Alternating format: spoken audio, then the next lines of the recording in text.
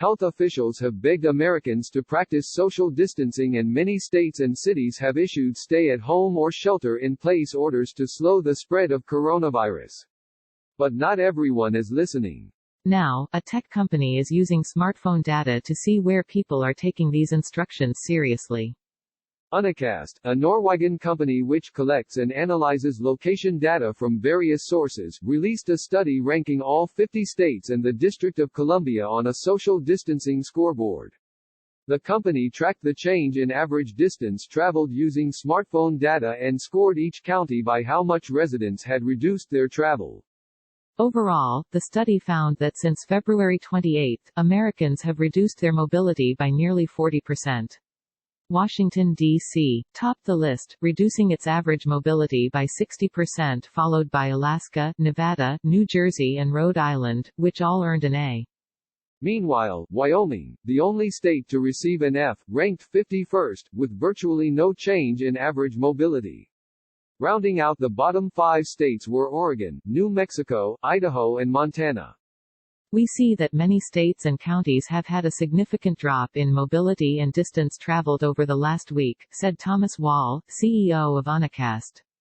We are facing very uncertain times, and what's important in uncertain times is to have access to some data to make the best decisions possible. Crowded bars and theme parks. Why won't some people practice social distancing during coronavirus outbreak? Coronavirus doesn't stop spring breakers. Spring break partier apologizes after viral "if I get corona, I get corona" comment. The company initially considered using other metrics for their dashboard, but found that distance traveled correlated well with the number of confirmed cases and captures how people adapt their everyday behavior by working from home, avoiding non-essential trips and canceling vacations. The company said in a blog post that it plans to update the social distancing scores as it gets more data to show changes in the number of encounters for a given area, a change in the number of locations visited, and adjusts its home assignment algorithms. Wall said the company has gotten a lot of feedback from users, including hospital workers who thanked them for bringing awareness to the need for social distancing. We launched this tool 24 hours ago. There's been more than 500,000 people on the site and it's climbing, said Wall. So there's clearly a huge interest in understanding how the local community is doing. The dashboard does not identify any individual person, device or household, but rather extrapolates population-level data using tens of millions of anonymous mobile phones and their interactions with each other each day, according to Unicast. Big tech companies often require users to opt in to location tracking to launch the service. Then, they follow your every move, even when you don't have the apps open. The government and health authorities could use that intel in their fight against coronavirus as infection cases continue to ramp up, experts say.